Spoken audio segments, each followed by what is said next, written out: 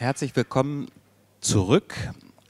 A warm welcome back to the first evening panel with the most beautiful title, I think, The Politics of Sleep, with one of the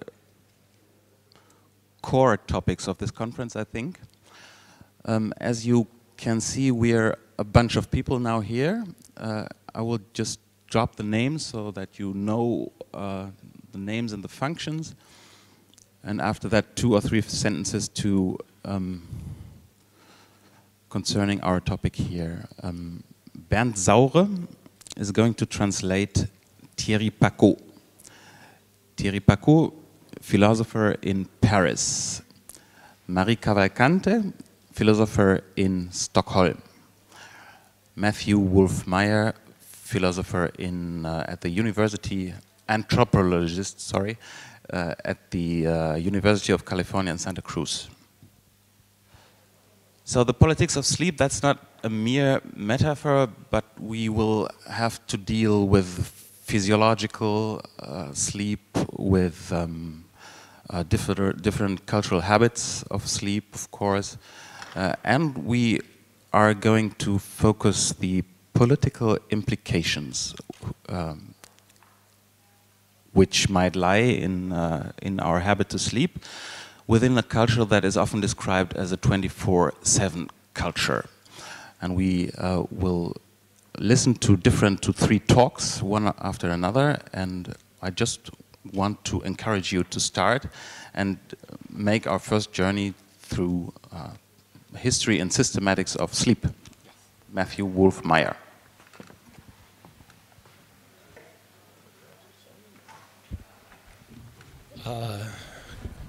Good evening, or good morning. I'm on California time, so.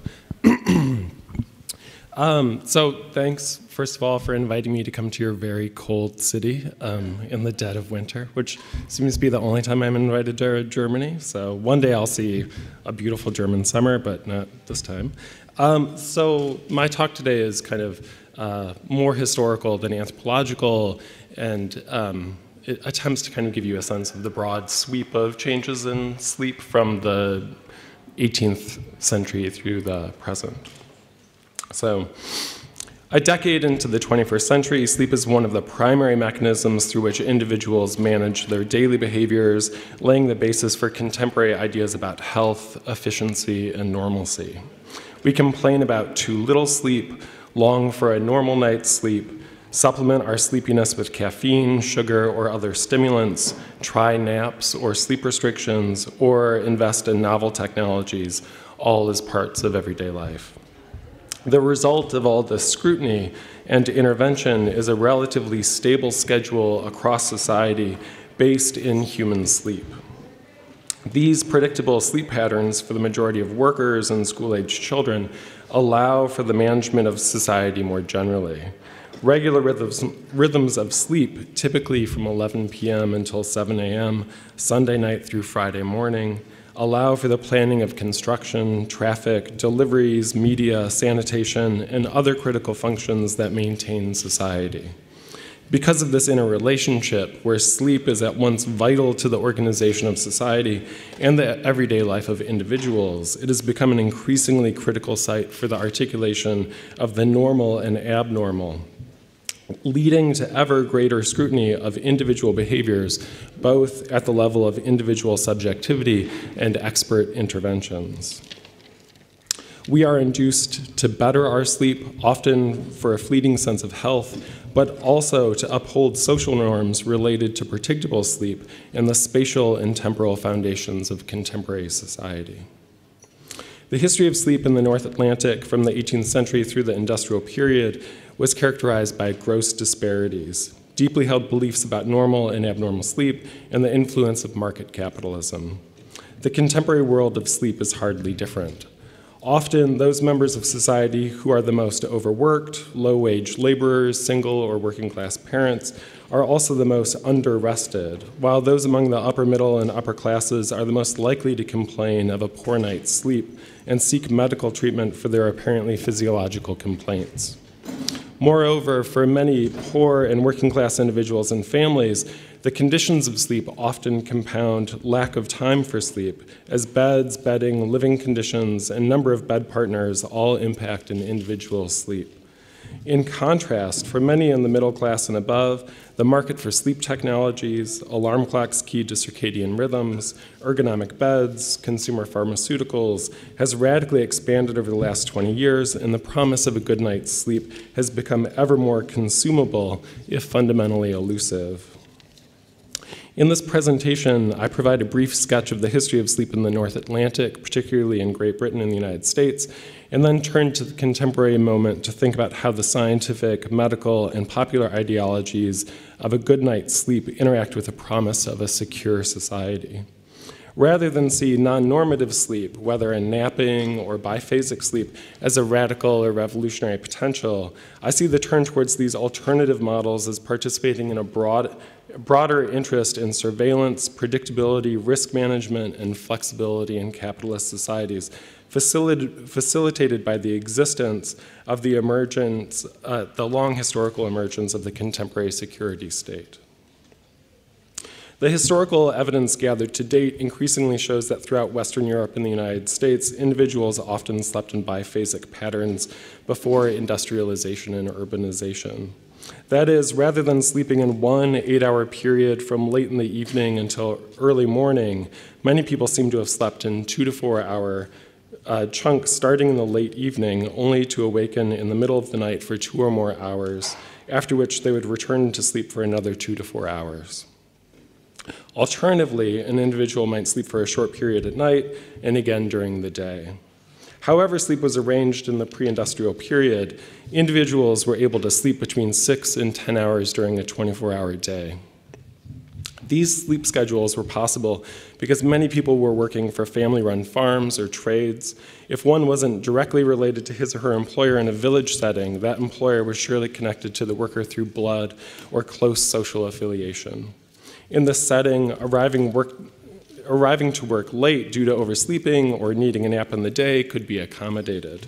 When individuals moved to the emerging cities to take the growing number of industrial jobs, they found themselves working for managers with whom they had no social connection, and allowances could no longer be made for individual workers and their sleep demands. Instead, the need to maximize productivity during daylight hours was paramount. Critical here is that the population of laborers begins to be governed as a mass rather than as individuals. This governance begins on the factory floor, but quickly moves out to society more generally, as nocturnal activity becomes associated with criminal or non-normative behavior. Curfews enabled police surveillance, and this was underwritten by an increasing sense of humans as diurnal animals in science and medicine. As work times created a regular population of laborers, other institutions aligned themselves with this new temporal foundation, including schools for the care of children.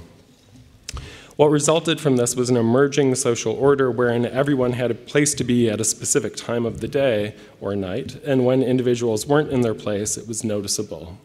Hence the rise of truancy officers for school-aged children, and over the 19th century, the rise in the medicalization of non-normative sleep patterns.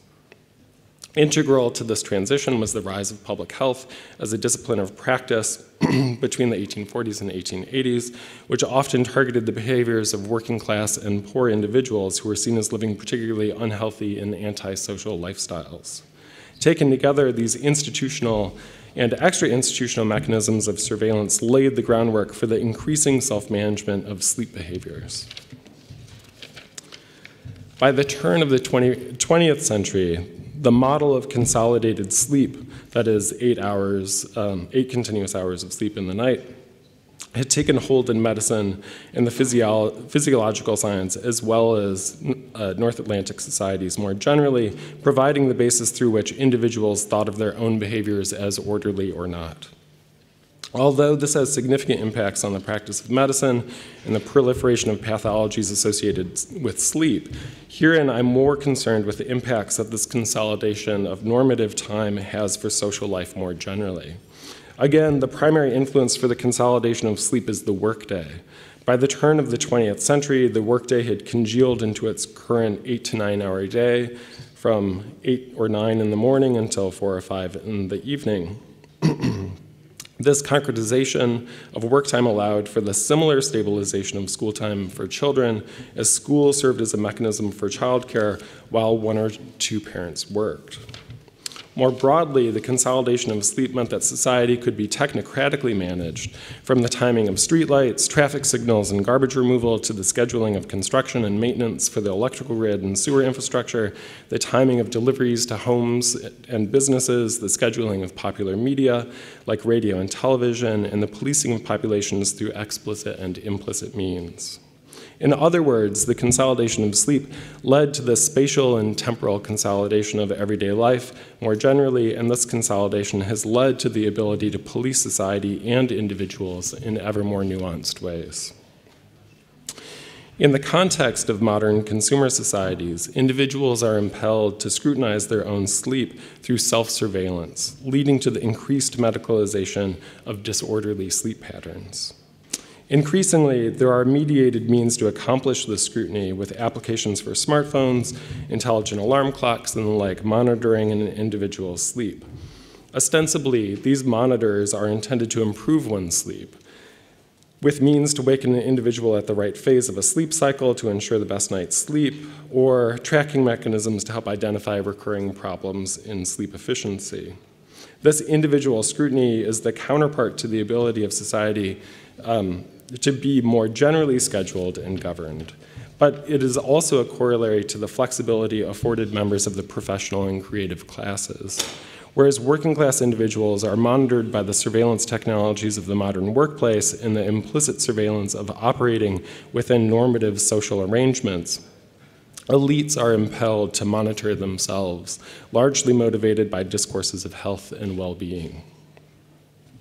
Sleep is but one avenue through which these external and internal monitoring mechanisms have been implemented. We might see similar operations occurring throughout our individual and collective biologies, including, but not limited to, our eating and drinking, our movements through space, our exercise, and our reproductive efforts. Contemporary market societies increasingly focus on biological functionality, its predictability and normality as means to develop and market consumer goods through appeals to individual desires to be normal. In the case of sleep, new consumer goods are developed to ensure a good night's sleep, often cast in the language of comfort and efficiency.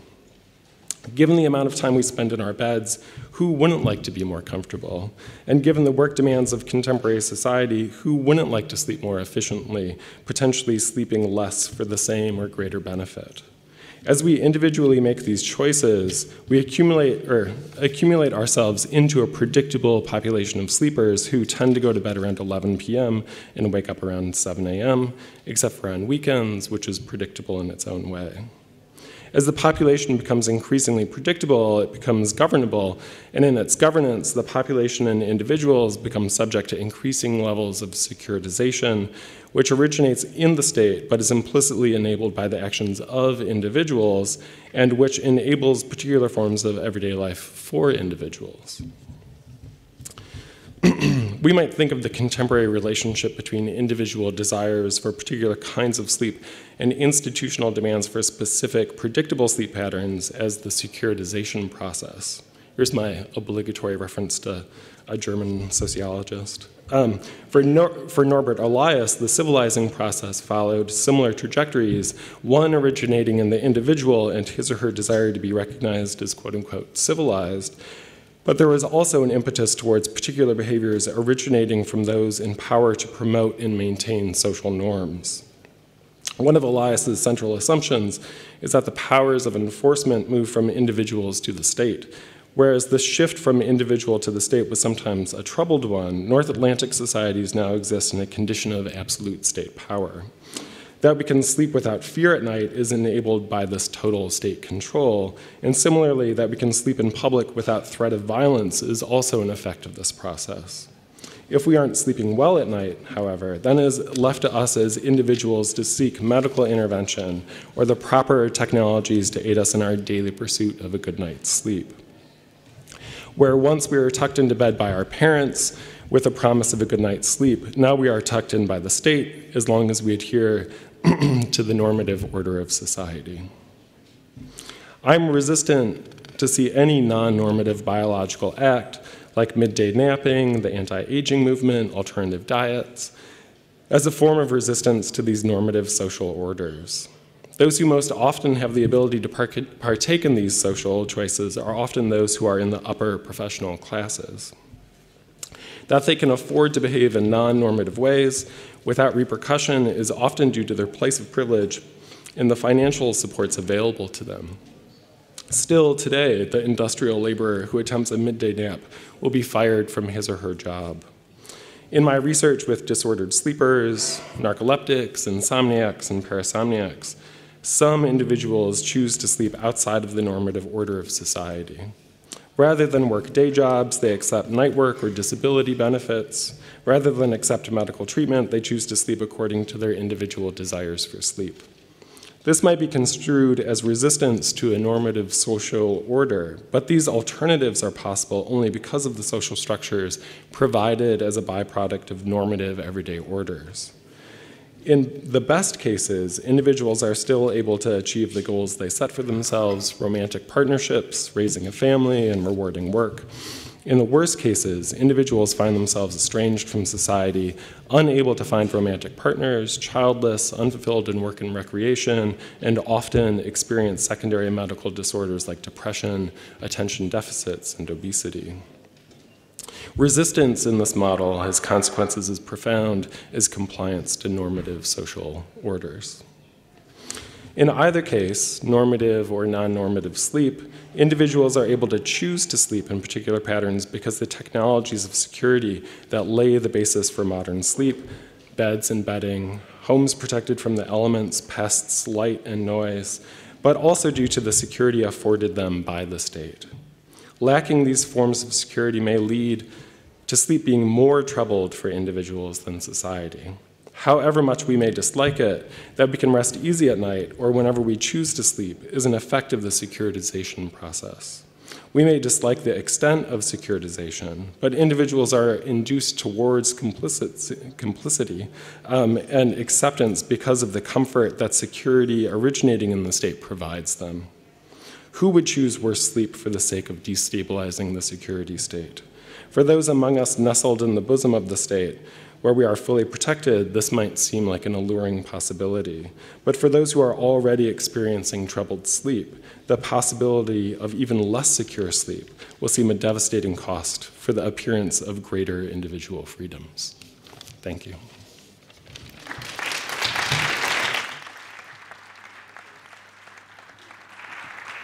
Thanks a lot, Matthew Wolf-Meyer. I'm sorry that I didn't mention yet that, of course, Matthew Wolf-Meyer has done lots of research, interdisciplinary research on sleep. And if you want, you can read that in his book with the title The Slumbering Masses, Sleep, Medicine, and Modern American Life. So thanks again. Go on with a second talk with Marcia Cavalcante, professor of philosophy in Stockholm, and one of her favorite philosophical references is Jean-Luc Nancy, as I read. But in her talk, I'm sure several philosophers will be alluded at.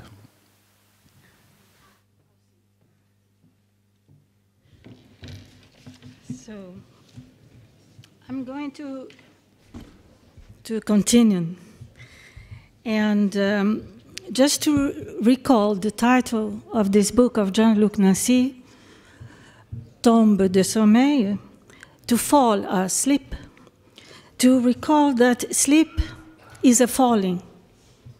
And then we can ask, does all control, all total security, total control may sleep? We say that the sun is going to sleep.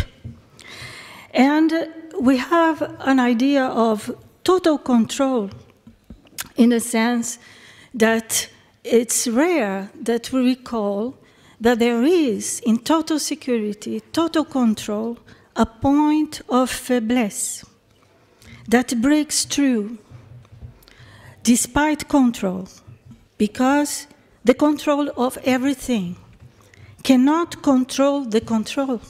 That's why it is the control of everything.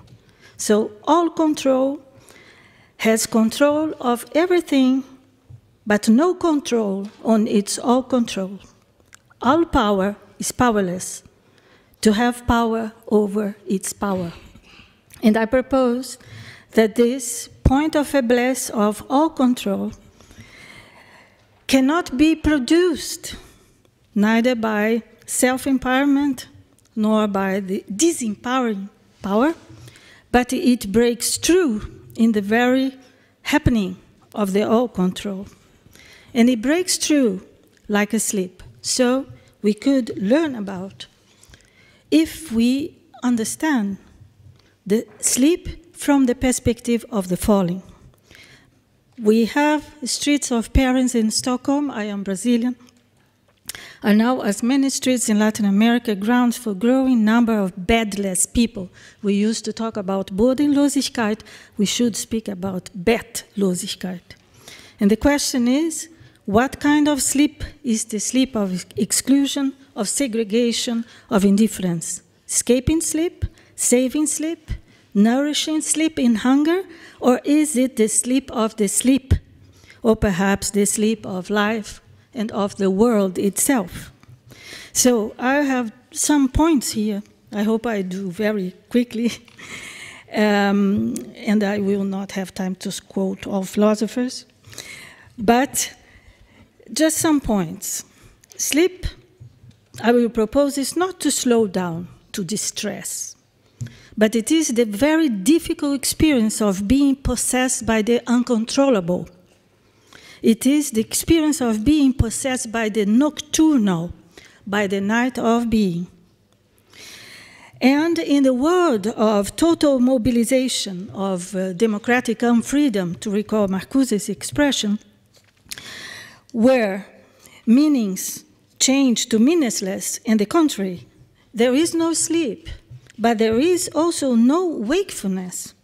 And I think that Jean-Luc Nancy has a very good, important thought here when it says that our world cannot respond neither to the regime of nature nor to the regime of history, for it neither sleeps nor awakens.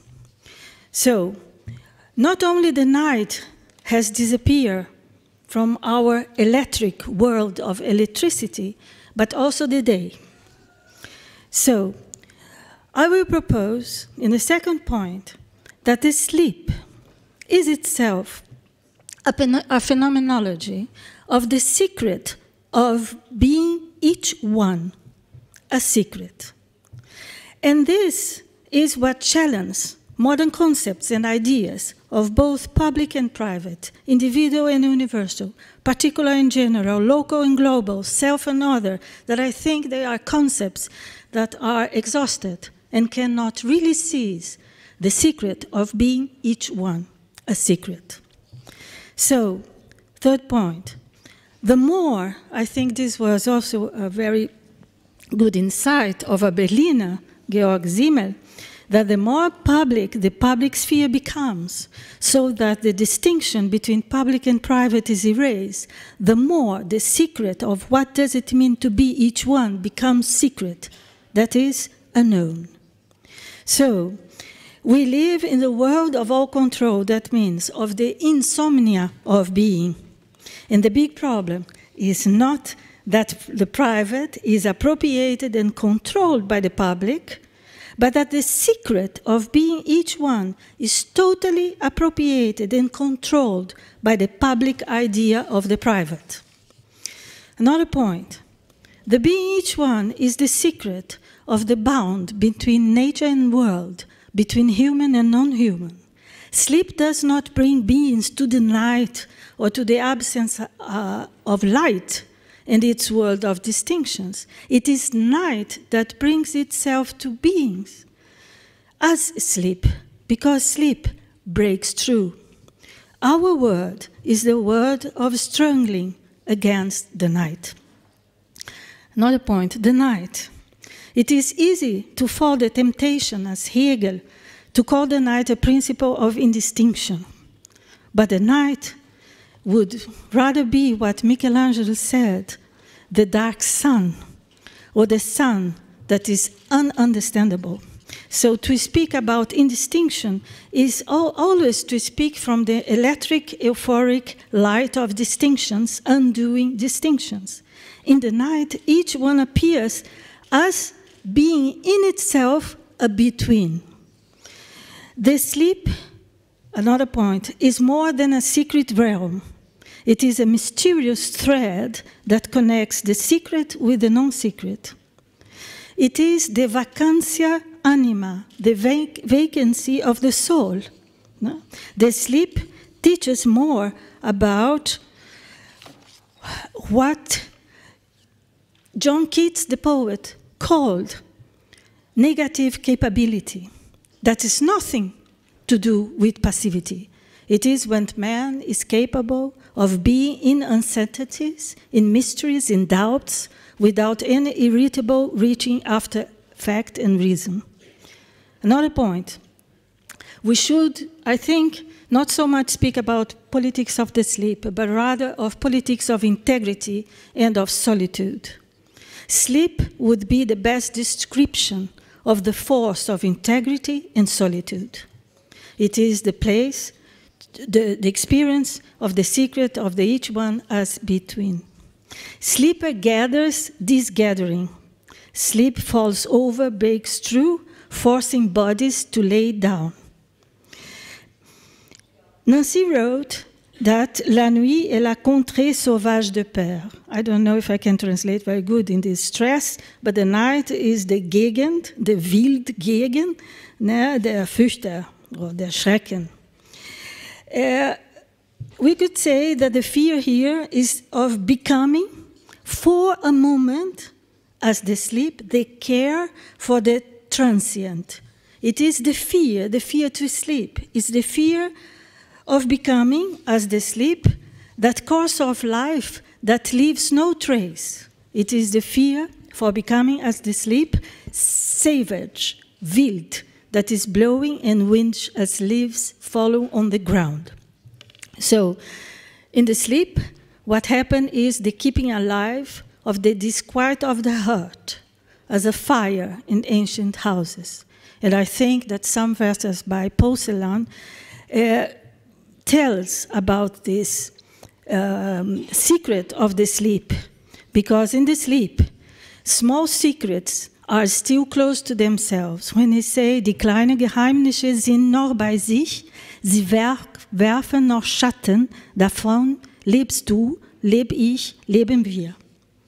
So, we have a problem in the difficulty to sleep that has to do with the difficulty to say no, and the very hard task for the great refusal, to say no to the whole.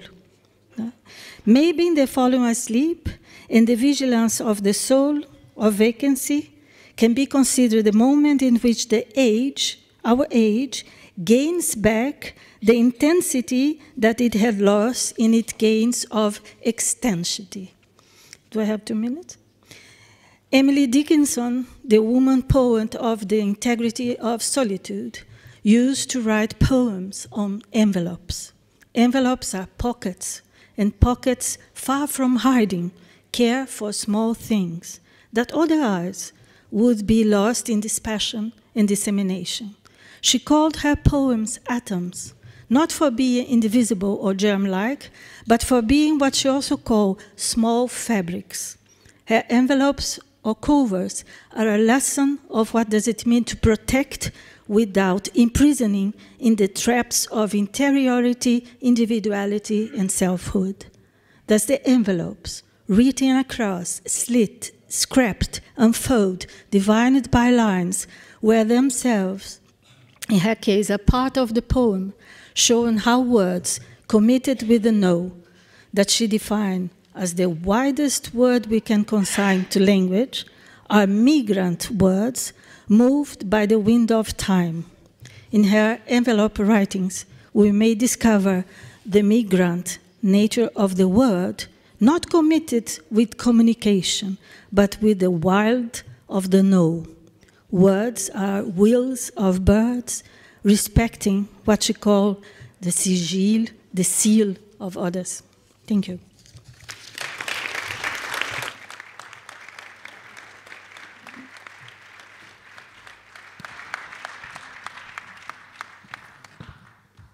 Thank you very much. Now a third journey across the sleep by Thierry Paquot, who teaches philosophy at l'Institut de l'urbanisme à Paris, in Paris, and was one of the editors of a journal called Urbanisme. So you are a kind of, you work in urbanism and philosophy, that's right. And one of your last books, published in 2008, is called The Art of the Siesta, L'Art de la Sieste, Die Kunst des Mittagsschlafs, holding the thesis that sleeping in the middle of the day could be a kind of resistance or withdrawal. Je vous en prie. Merci bien. Alors, je n'ai pas tout compris depuis ce matin. Je suis comme dans un état un peu second, ce qui est très agréable. Parce que j'entends l'anglais, j'entends l'allemand, et puis je vagabonde un peu comme ça. Mais c'est lié directement à ma perception du temps, qui est une perception de gourmand. Le temps, c'est d'abord de la gourmandise, et ensuite, évidemment, c'est une affaire sociale et pas simplement personnelle. D'où l'idée, j'imagine, du titre, les politiques, bien sûr. Et tout de suite, ce mot m'a évoqué Michel Foucault, qui en France a théorisé la biopolitique, et qui est une réflexion sur le contrôle, sur la discipline. Et donc, pourquoi effectuer un contrôle du travail, un contrôle territorial, et pas un contrôle temporel?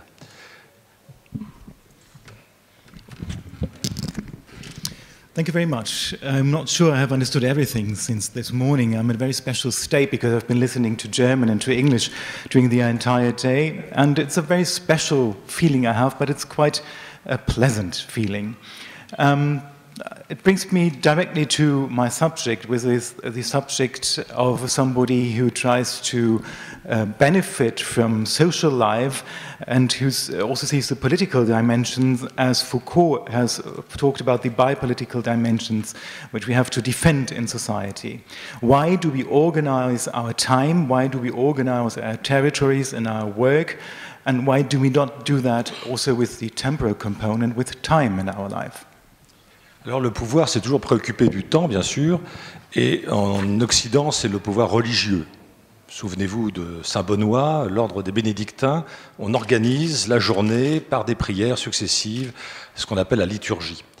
Et c'est aussi les cisterciens qui, les premiers, vont prendre en considération l'horloge mécanique et la généraliser. Ce qui fait qu'on voit bien qu'il y a là un lien entre l'organisation d'une société et sa propre rythmique. Mais cette rythmique est contraignante.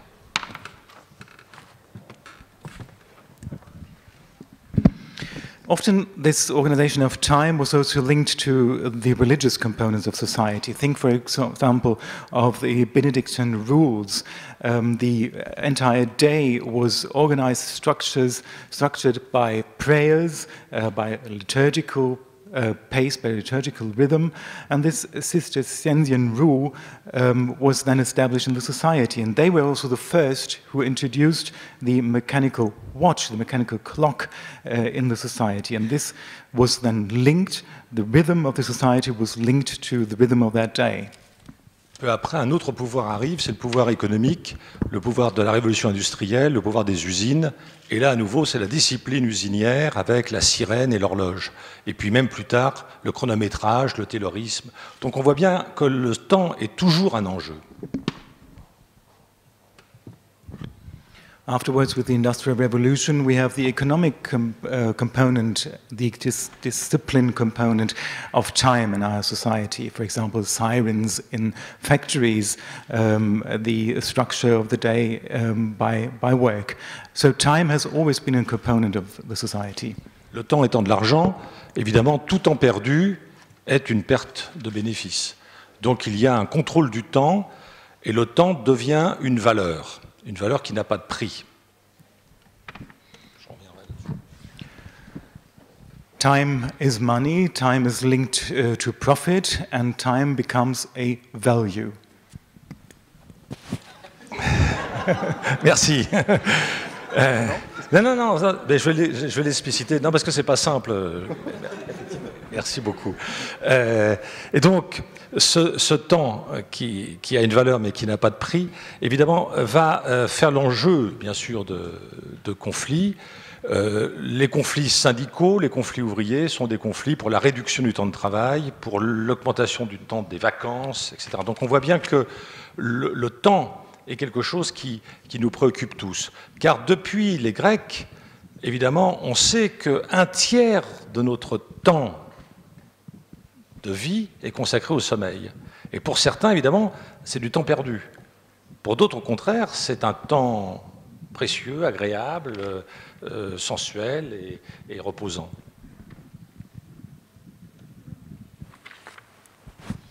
So time has a value but no price. And this led, of course, to conflicts in the organization of work, to conflicts with unions, for example, who wanted to fight for more free time, for more holidays for their workers. There's always been a subject of dispute in the society. And since the ancient Greeks, we know that 1/3 of our time is consumed by sleep. And some people consider that this time is a time that we spoil, that we lose, whereas others think that it is precious time and very pleasant and recreative time. Mais les philosophes ne se sont pas trop préoccupés du temps, en fait, ni du sommeil. Il faut attendre vraiment la fin du XIXe siècle, avec Jean-Marie Guyot, avec Nietzsche, etc., Bergson, et puis ensuite, évidemment, Martin Heidegger, pour pouvoir commencer à penser le temps. Le temps n'est pas un stock de minutes ou d'années qu'on dirait comme ça consommées, mais le temps est un temps pour. C'est-à-dire que c'est un temps destinal qui concerne notre existence. Et notre existence d'individu est toujours une coexistence. Or, on dort seul.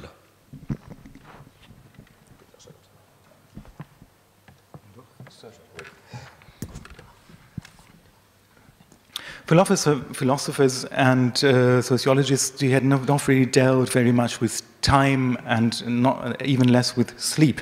We had to wait until the end of the 19th centuries with Biot, Nietzsche and Heidegger that this subject came up. Time was no longer seen as something that we have in stock, so to speak, and that we can consume, but time was then seen as something that has a certain purpose, that we can do something with in our existence. And our existence usually is a coexistence, whereas we sleep alone. Tout ceci étant dit, j'arrive enfin au sujet de la conférence. C'est-à-dire, en quoi les technologies nouvelles accroissent-elles notre autonomie, notre gourmandise du temps, ou bien au contraire, viennent les contraindre, ces gourmandises? And this brings me finally to the subject of our conference today. This is how new technologies influence on our autonomy to deal with time, or do they maybe eat up also a part of the time that we want to benefit from? Les technologies nouvelles permettent de différer certains temps. Par exemple, les mails sur Internet, on peut répondre demain, après-demain, plus tard. On peut enregistrer une émission de télévision ou un film qu'on peut regarder à un autre moment. Donc on a l'impression d'être maître de son temps. Mais en fait, les techniques produites par les technologies dites nouvelles sont pour moi excessivement contraignantes car elles homogénéisent le temps.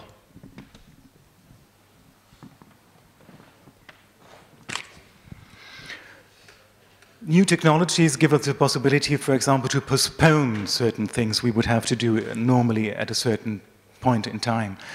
For example, at the internet we can decide that we will answer mails later. We can also record a program or a film on television and look at it later. So that gives us the impression that we are masters of our time.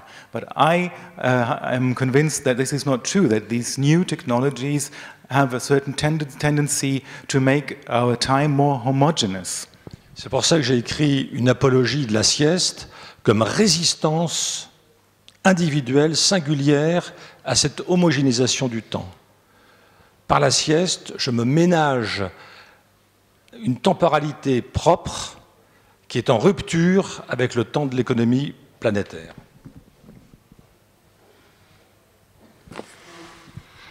This is why I've written a praise of the siesta. The siesta is a possibility to show resistance, to resistance against this homogeneous character of our use of time. Siesta is the time for myself, and it is a resistance against these economic features of time, how it is used on our planet today. Comme il me reste une demi-minute, je vais simplement dire que je travaille de plus en plus, et c'est mon objectif dans les années à venir, sur une écologie temporelle. Je pense que l'écologie n'est pas simplement tout ce qui met en relation les éléments constitutifs d'un même ensemble qu'on appelle un écosystème, mais c'est aussi et surtout des rythmiques et des temporalités. Donc je vous invite, chacun et chacune, à construire votre écologie temporelle et à vous battre pour que justement il n'y ait pas d'emprise d'un temps différent qui vienne vous contraindre à perdre véritablement cette qualité existentielle qui est la nôtre. Il y a deux types de philosophes, peut-être plus, mais il y a les philosophies du crépuscule, et puis il y a les philosophies du matin. Moi je suis du côté du matin, et pour moi la vie est faite de matin.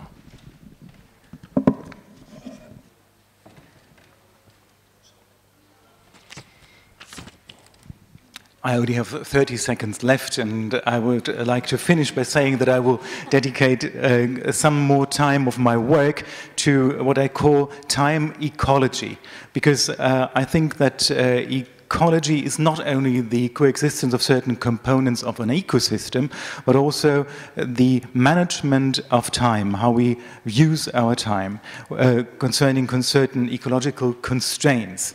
So I would like to invite all of you to think about your own ecosystem, time ecosystem.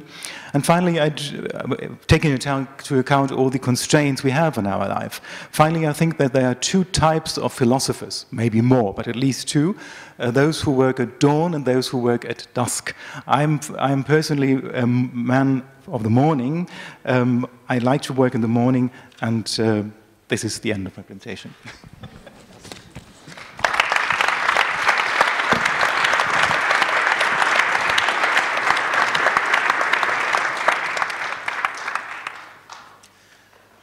Thanks a lot. Just to begin, my first question would be, you all can ask questions now.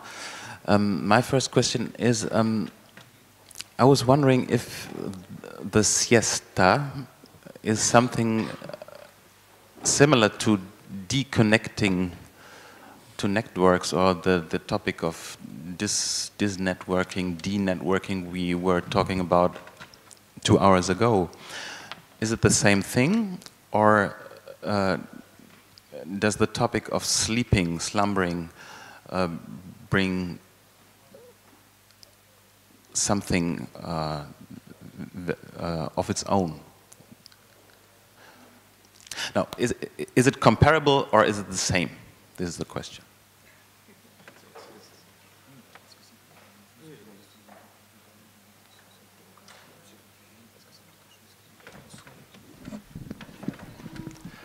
La sieste est effectivement un contretemps du temps social. Chacun d'entre nous, chacune, doit faire la sieste. C'est conseillé. C'est une sieste qui dure un quart d'heure, 20 minutes, qui n'est jamais faite à la même heure par chacun d'entre nous, car elle relève de ce qu'on appelle la chronobiologie. Tout être humain, y compris du reste tout être vivant, j'allais dire, des plantes et des animaux siestent, des plantes et des animaux dorment. Il n'y a pas que ce vivant particulier qui est l'humain. Mais c'est dans notre rythmique qu'il y a cette sieste. C'est presque un phénomène anthropologique. Je ne sais pas si notre ami anthropologue sera d'accord avec cet invariant anthropologique. D'habitude, je me méfie des invariants, mais la sieste dont j'ai fait cette étude ne résulte pas d'un bon repas. La sieste n'est pas liée à l'été. Et la sieste n'est pas exceptionnelle. Elle est régulière et par conséquent, elle concerne tous les êtres vivants et humains. Et donc, pour moi, pour répondre à votre question, c'est vraiment un moyen de se déconnecter. Je prends l'exemple du hors-jeu. Dans une partie de volleyball ou de football, à un moment donné, il y a quelqu'un qui est hors-jeu.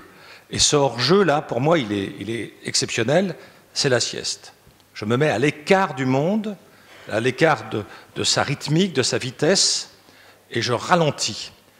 La lenteur est une vitesse, ne l'oublions pas. La lenteur est une vitesse. Ce n'est pas le contraire de la vitesse. Le contraire de la vitesse, c'est la décélération. Donc, je dirais plutôt que le temps de la sieste est un temps de juste mesure.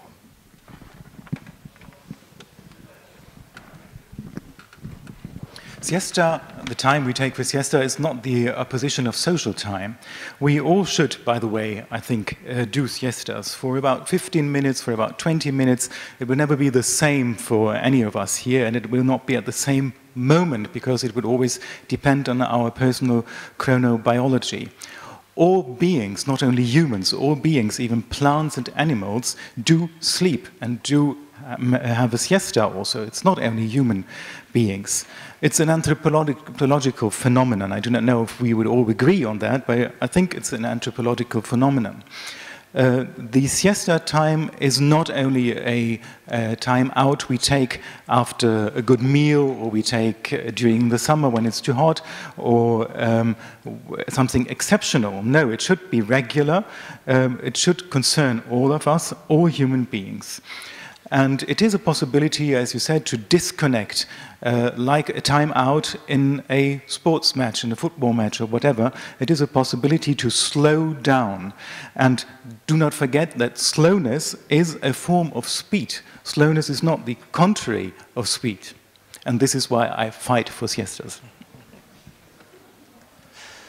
Professor Cavalcante, when Thierry Paquot says the siesta can be a kind of resistance, and also in the kind of that's a political sentence, isn't it? So I have the impression, and to my ears, this is a kind of politics of sleep, what you are suggesting, whereas you were rather severe, or you didn't cling to the notion of politics of sleep, but you were looking for politics of solitude or integrity.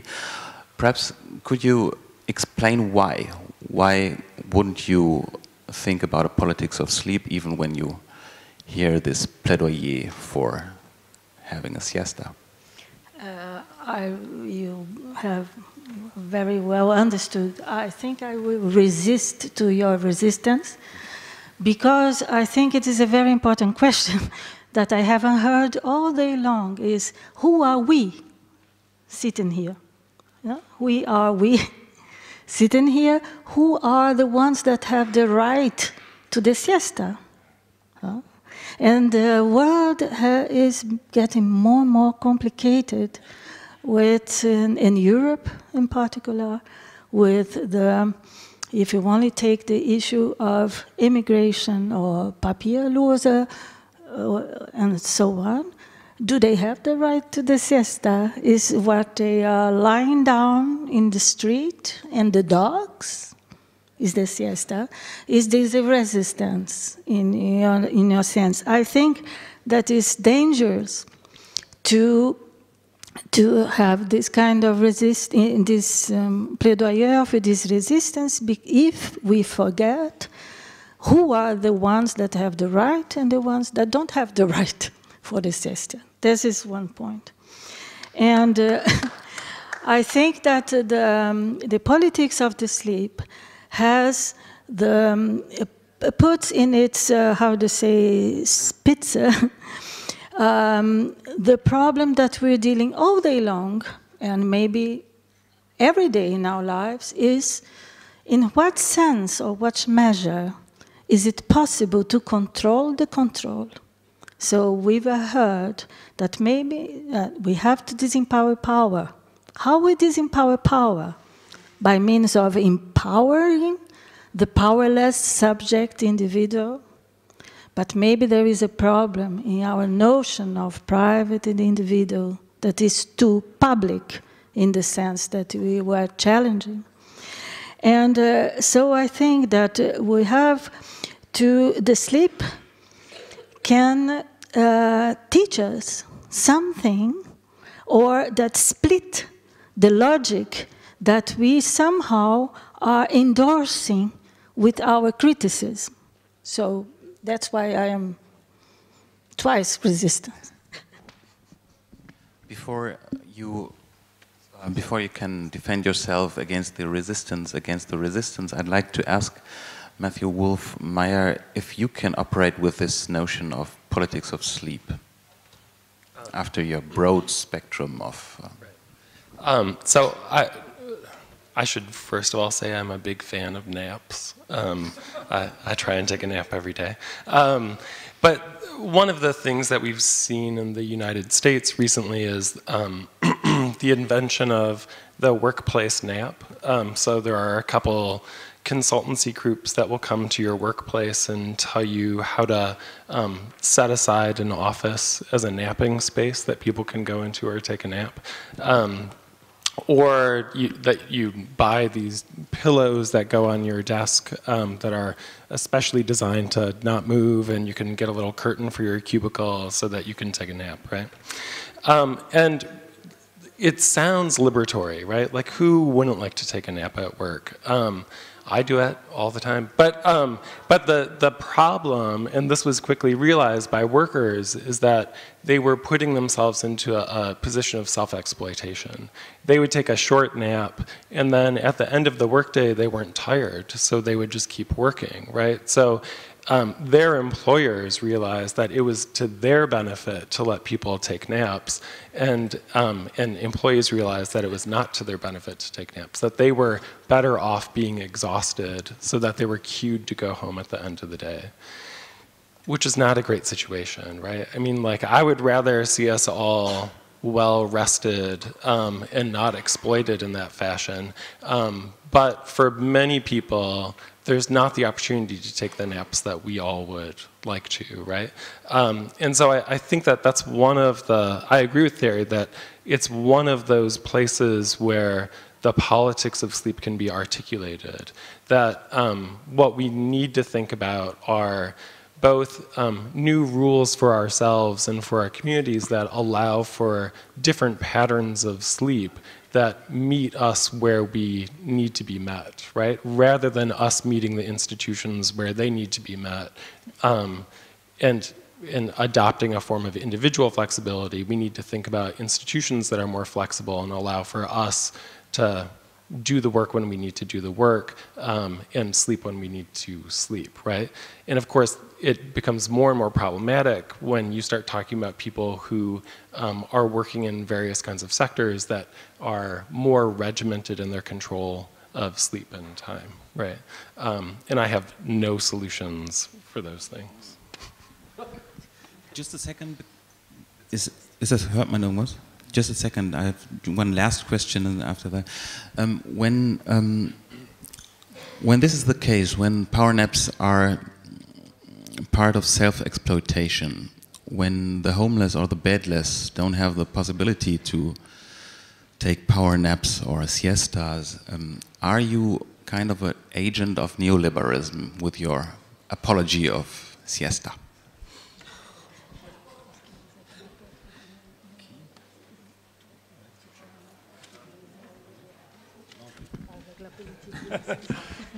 Non, quand le livre est paru en France, j'ai tout de suite été contacté par l'Internationale siesteuse et le Parti soporifique. C'est des mouvements que je ne connaissais pas, qui voulaient absolument que je les aide à rédiger un manifeste anticapitaliste, précisément.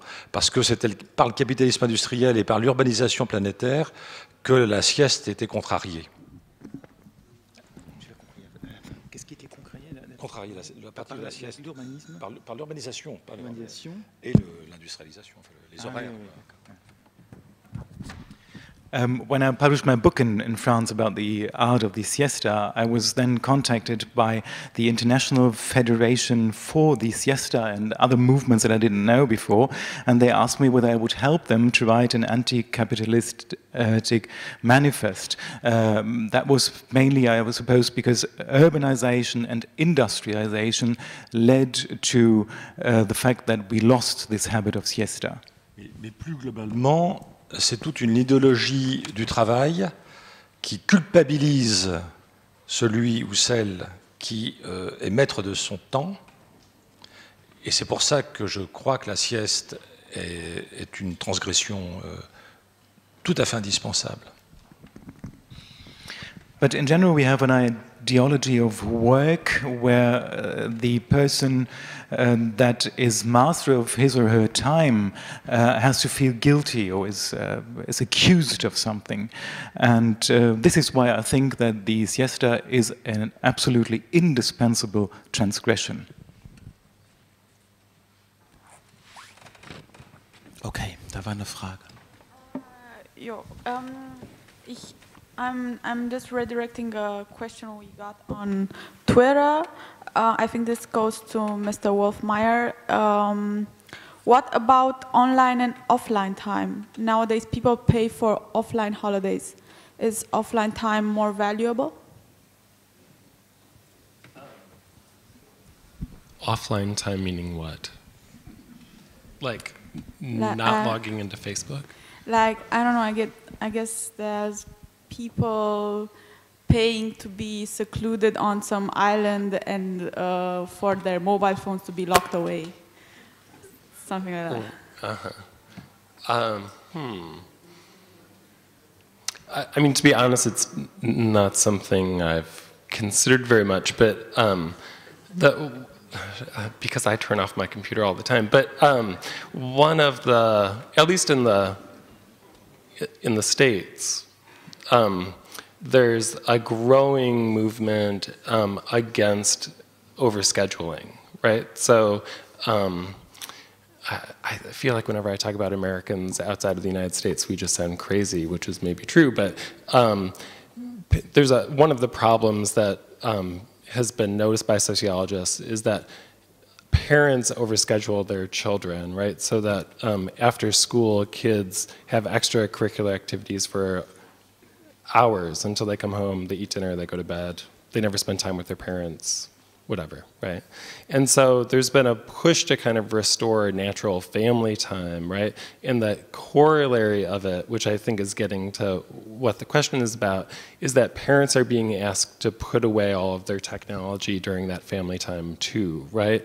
And that one of the value in some sense is precisely in it being valueless, right? That like we start to privilege and prioritize time that's not being technologically mediated because we're spending it with our families, right? Or we're spending it in more naturalistic settings. Where I live in California, in Santa Cruz, there's a bunch of monasteries in the mountains, right? And so what they make millions of dollars offering the kinds of retreats that the question asks about, right? And we're right over the mountain from Silicon Valley.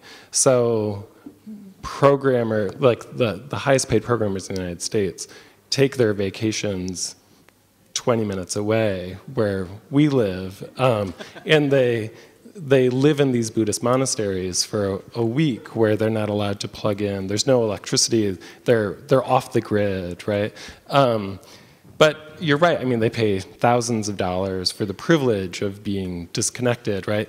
And the weird paradox of it is that there are people in our community who are disconnected by ideology, right? So they live out in the woods. They have no electricity. They have marginal running water, you know, all of that stuff. But then you have these high-paid programmers pay for the same opportunity, which is perverse, I suppose, but another project.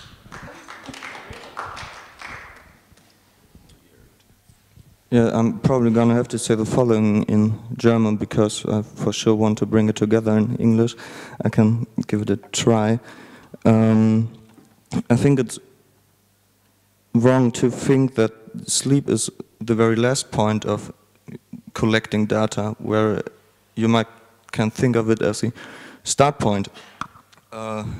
Mr. Morozov at the beginning of the day said that in the future you might have the opportunity to actually pay with your data, the data that gets collected wherever, so that your data, or maybe even more precise, yourself, das Selbst in German, is kind of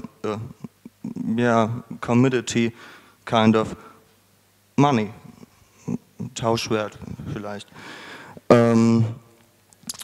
If it is so, then sleep as the point where you get back to collect yourself, to, like, I don't know,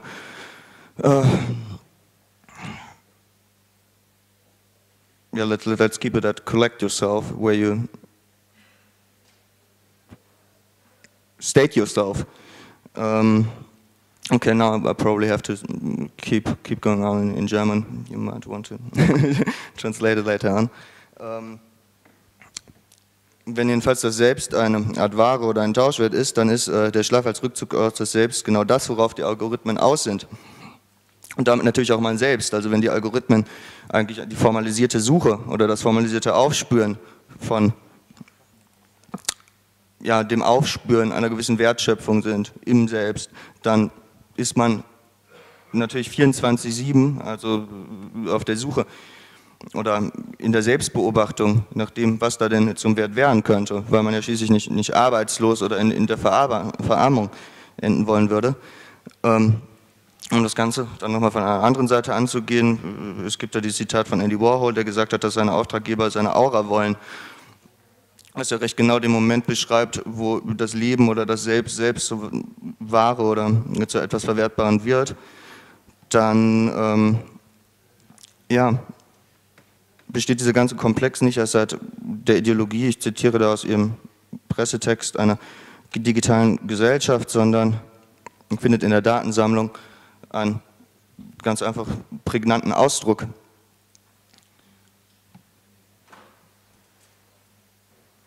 Genau, also eben dadurch, dass die Algorithmen gerne das unberechenbare Selbst ausfindig machen wollen. Should I sum it up?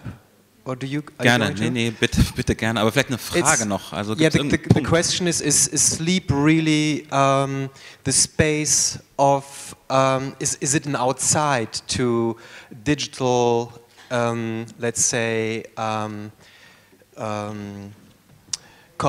capitalism and the algorithms, you know, that basically make sense and make value out of basically everything we do, and he proposes, of course, also from sleep. So sleep isn't not the outside of capitalism, and of course also not of digital capitalism.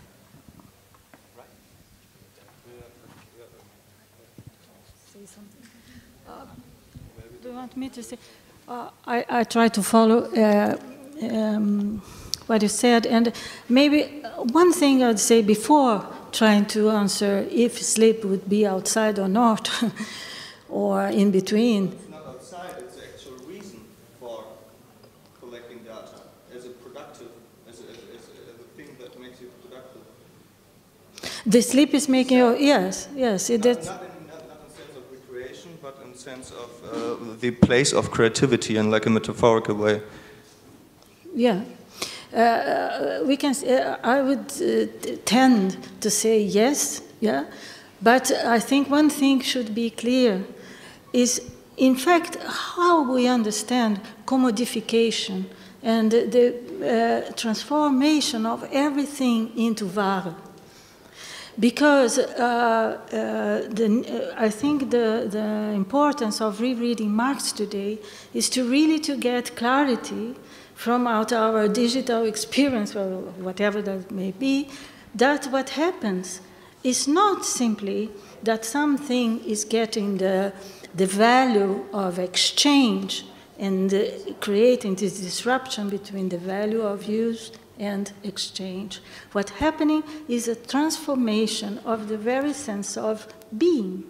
That means is everything have to lose the characteristic of being something in order to become whatsoever, to be used, connect or disconnect, out or in, wherever time, for wherever, whatsoever. This is the very meaning of the commodification. That means the total of determination, of every determination that can be redeterminate from the point of view of the necessity or the interest and so on. So what you see today is not simply a power against the poor individuals. We are seeing a transformation of the form of power that does not any longer need local oppositions. We have flexibility of being. This is the most powerful way of being power. And when we understand this, from this flexibility, then I think we can really say that the sleep is the place not of nourishment, but the place of creativity, but the place of the falling down, the breaking down, a moment of collapse of this. I would agree with you in this sense, if I understood what you wanted to say.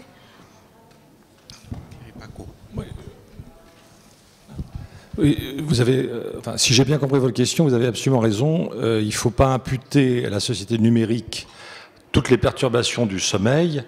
Il y a des perturbations qui préexistaient avant la société numérique. Ce que je veux simplement dire, c'est que aujourd'hui, il y a une sorte d'injonction d'être connecté, d'être branché. Dans le petit papier que j'avais donné, je donnais le chiffre suivant, 71 millions de cellulaires en France pour 66 millions d'habitants. C'est un chiffre important parce que ça montre que là, on est joignable à chaque instant, 24 heures sur 24. Et il y a des gens qui sont stressés et inquiets si jamais ils s'endorment, de ne pas pouvoir répondre justement à cette injonction, souvent due à un téléphone professionnel. Bon. Donc déjà, on voit bien que là, ça va à l'encontre de ce qu'on sait par la médecine, qu'un bon sommeil est un sommeil en continu qui ne perturbe pas, qui ne chahute pas les 5 stades du sommeil, qui font chacun en gros 90 minutes. Le dernier stade étant ce qu'on a appelé le sommeil paradoxal, celui qui est caractérisé par le rêve. Conscient ou inconscient au réveil, c'est une autre histoire. Mais voilà. Déjà peut-être ça et je conclurai.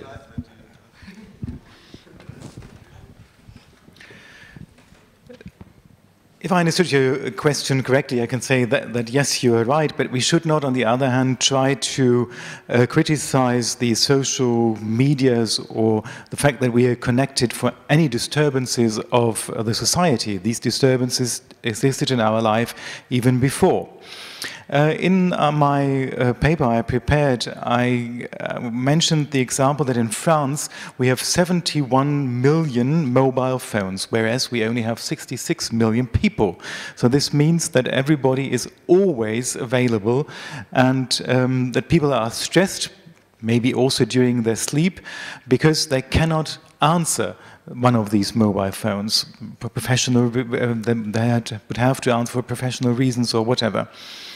But this is completely against also medical ideas of what would be a good night's sleep, which is continuous sleep with 5 phases also. 5 phases of 80 minutes each phase.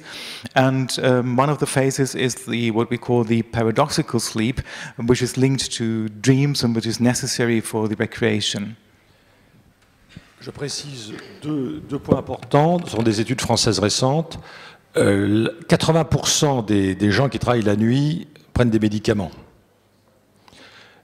La majorité des grandes catastrophes environnementales, Tchernobyl, Bhopal, etc., ont eu lieu de nuit. Donc on voit bien qu'il y a là une espèce d'opposition entre celles et ceux qui prétendent que grâce au numérique, on va pouvoir justement être présent au monde 24 heures sur 24, en continu, et de l'autre côté, une sorte de résistance physiologique, mais pas seulement, qui, au contraire, dit « ne venons pas coloniser la nuit ».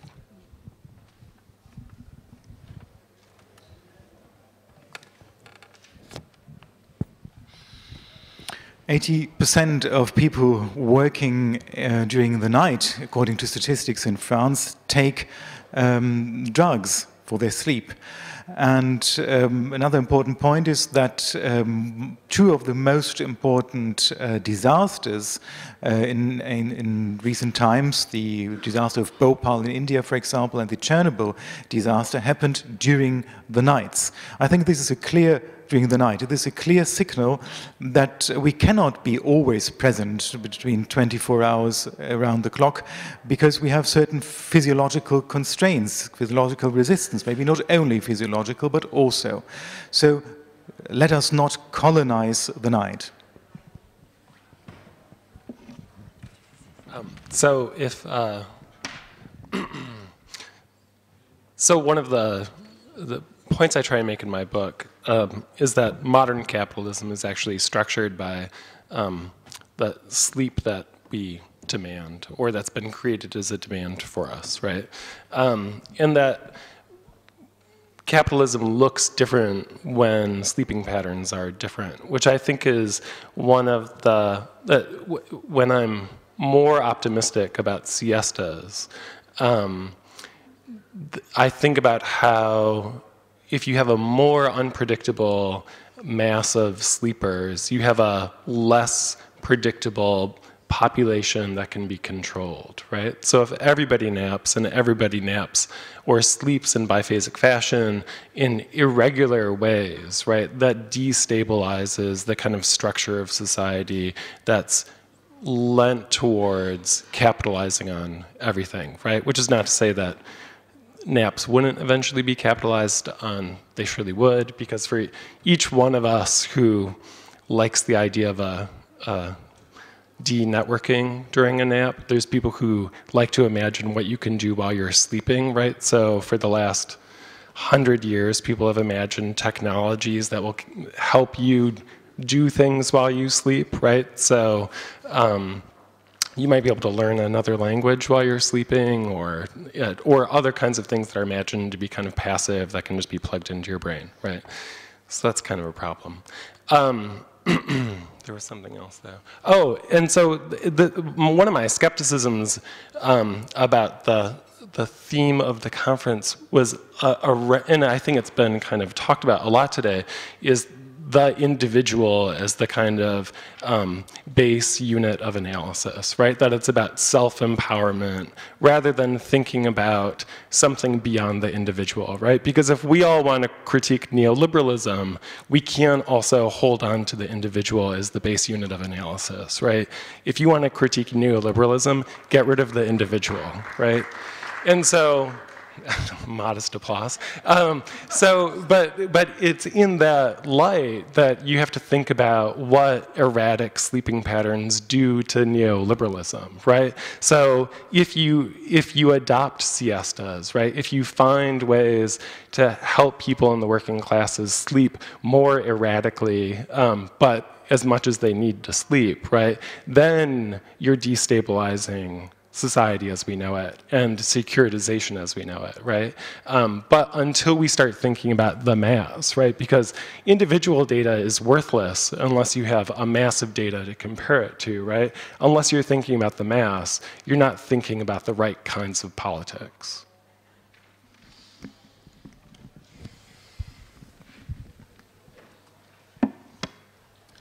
There was a question in the audience. Well, isn't it a bit ridiculous to speak so much about sleep, because the internet is just ignoring it. Either if you sleep or if you are dead, it's just talking. It keeps on talking to you even when you're dead. So what's that about sleeping? Sleeping doesn't make sense. It's more about loslassen, just let it go, and yes. We could talk about sleeplessness as well, the incapability to sleep. Insomnia. Yeah. Clear or not?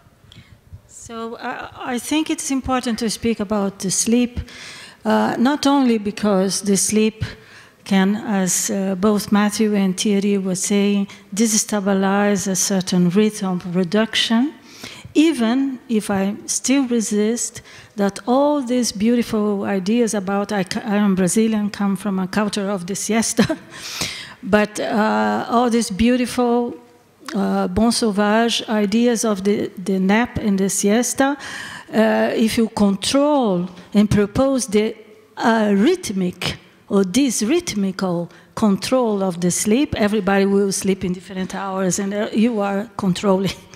So we have the same problem the logic maintains. But if you understand that being is today restless, insomnia, and that maybe a form that the Russian poet Pushkin used, that maybe you could say easier in German, I improvise, dass der schläft sich. So, because it's not we that sleep, it's the sleep that sleeps in us. And then we understand maybe a possibility to make a distinction between passivity or empowering the self, the individual, and letting the being controlled become the agent of control. This is the manager. Manager is a being controlled that controls. So in this sense, the sleep can show us something that breaks our logic of oppositions. And I think that we have learned a lot in the 70s, in the 60s with critical theory, and we should not forget, because the problem we are dealing with is a logic of negation that negates everything in order to negate the great refusal, the refusal to the whole. So that would be my response. I don't know who wants. Juste ajouter un point, les technologies ne sont pas identiques.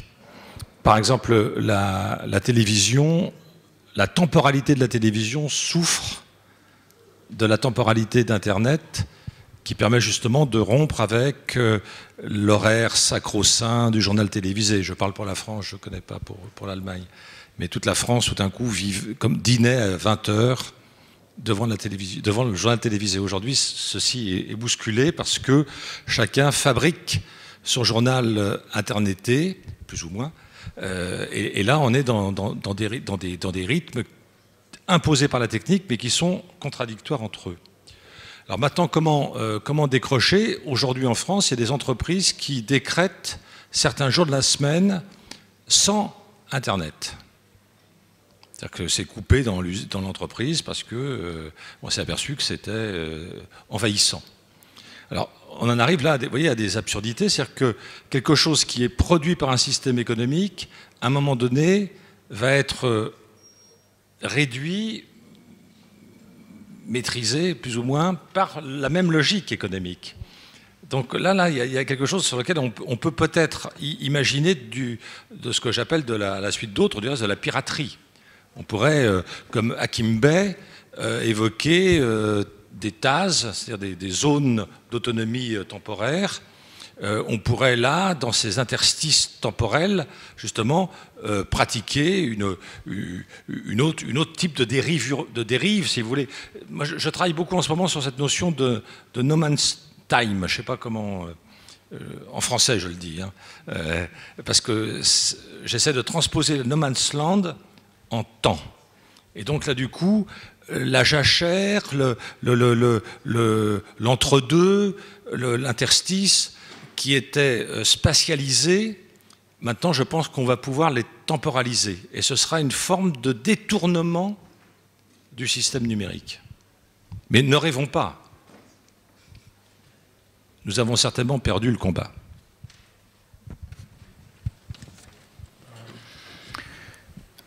Not all new technologies are alike or identical. For example, let's have a look at television, which is different in its time pattern than the internet, for example. In France, for example, we had this sacrosanct news program at 8 o'clock in the evening where the entire family gathered before the television to watch that program. This is no longer the case now because the time pattern of the internet is no longer the same. Everybody is deciding himself or herself when he wants to produce her own news program. But this is not contradictory to the idea of getting disconnected. There are some companies in France who decided that they have an entire day of the week without internet connection. That is very interesting because something that was created by by the economy, by a system, is now reduced by that system itself. It's a form of piracy, to my understanding. It is interesting how we can create certain zones of autonomy, zones where we have little interstices for ourselves. I work myself for a certain time already on the idea of no man's time, transferring the term of no man's land now to the idea of time, how we can create time spaces for ourselves. But I'm afraid that we have already lost the battle in advance.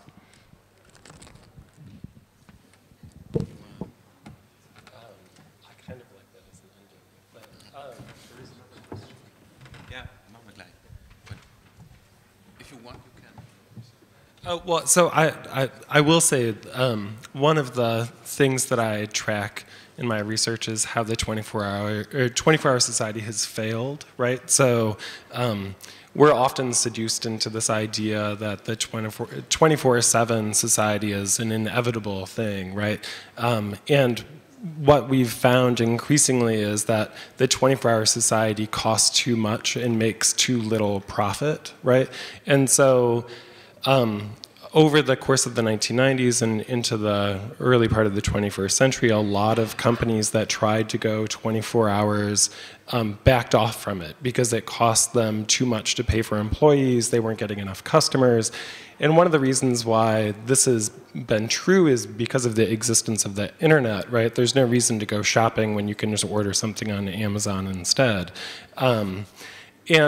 And the only places where we do see a kind of 24-hour society are really the exceptions and not the rule, right? So in the States, it's maybe a little bit of Los Angeles, and New York probably get as close to a 24-hour society as you possibly can. But even then, what's available to you at 4 o'clock in the morning is not everything that you need to be available to you at 4 o'clock in the morning, right? So there are some natural limits, we might say, right, that human beings don't acclimate to being awake all night in ways that are unproblematic. But we can do it, and people have done it and continue to do it quite a bit. But I think one of the differences, and to get back to the original question, right? I mean, the internet is a passive medium, right? It's always there. It's always kind of producing itself in some respects. But like Thierry says, you can always just ignore it, right? I mean, there's no demand on you as an individual to engage with it, unlike more explicitly social interactions, right? So the workplace or the school are equally kind of technological demands, right? But there are ways in which we're enforced to participate with those things. So unless you want to, the internet's not the bad guy, right? The internet is just whatever. We can all unplug and it wouldn't be the end of the world, right? The bad guy is really that society remains in this kind of static form that makes demands on us that we have very little opportunity to challenge. Yeah, I love the idea that radical sleeping is an act of resistance against capitalism, really. But I was wondering if you think of things like ambient assisted living for the elders, for example. They live in environments that scan what they do all the time, whether they get up at 8 or a 8:15. And if they don't get up at 8, there's an alarm going out somewhere automatically. They scan where they walk, how how their heart beats and everything. Then you can imagine that living environments like that will be normal for all of us in the near future. And then it doesn't matter if you sleep erratically, but you have to sleep in a place where you're not, where the data of your sleep is not collected, as the young man earlier said. I think this is really important. Then erratical sleeping won't help at all. You need a place where you can sleep unwatched, so to say. Otherwise, it'll be just a trap and no resistance. Perhaps you want to respond for an ending? There is another question. Okay. Last question. I've got a very naive question. I wanted to ask you all, because in your presentations, no one of you mentioned dreaming and dream. And I wanted to ask you, are these different phenomena, or and maybe provocative? Is it maybe easier to speak about politic of sleeping instead of politic of dreaming? Because while sleeping can be a kind of resistance, but dreams are influenced. And why have you not mentioned dreams? Marcia, Cavalcante?